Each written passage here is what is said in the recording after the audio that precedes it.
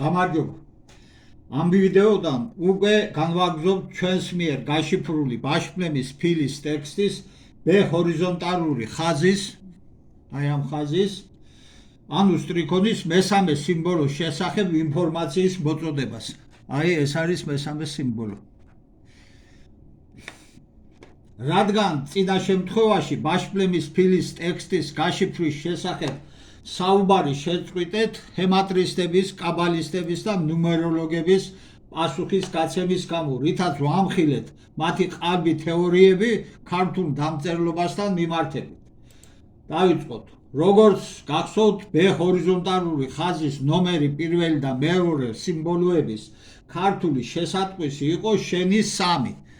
აი ამაზე ვამბობთ, შენი 3 ნაცვალსახელი და ეს რიცხვითი მნიშვნელობა.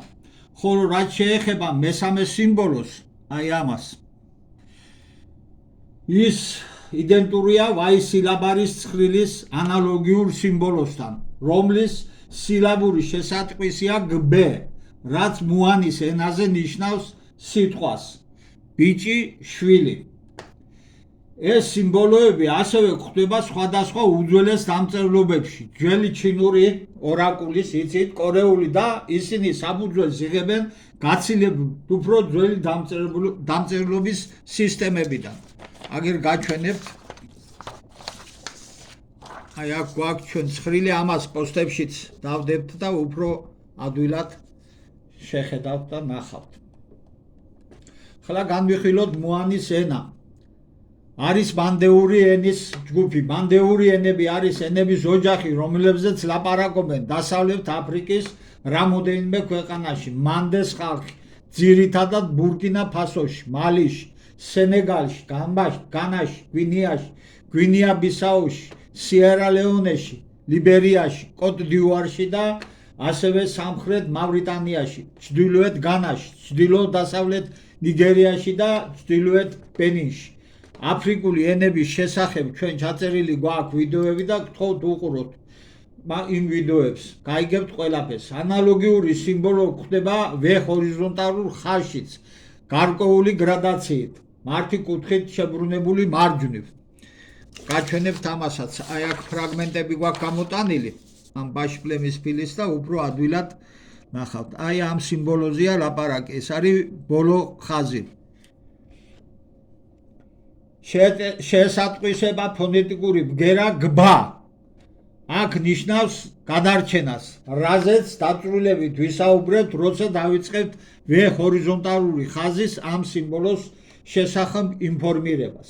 ასევე გვხვდება მისი გრადაცია მარჯვნივ ფეხით გადანაცვლებით, მოკლე ფეხით და ჰორიზონტალურ ხაზებში. აგერ გვაქვს გამოტანილი ეს ვ-ზე, გითხარით, აი მესამე, აი აგერ არის და აგერ არის კიდე ბოლოში, ჰორიზონტალურ ხაზში. აქ არის გამოტანილი უფრო ადვილად რომ ნახოთ. რაც ორივე შემთხვევაში ერთი და იგივე ფონეტიკური და ეტიმოლოგიური შესატყვისი თვის იკითხება, თანდებულია. მაშასადამე წარმოადგენს ერთგვარ თანდებულს და ერთვის სიტყვას და აღნიშნავს მის მდგომარეობას.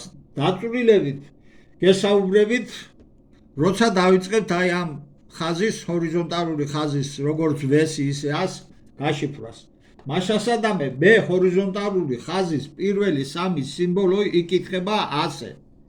შენი 3 შვილი. შენი 3 შვილი.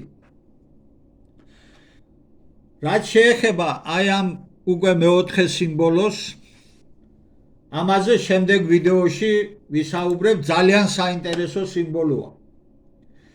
ამით დავასრულოთ. გამოიწერეთ ჩვენი არხი, უყურეთ ვიდეოებს, მოგწერეთ კომენტარები და შეკითხვები, გიპასუხებთ. დიდი მადლობა.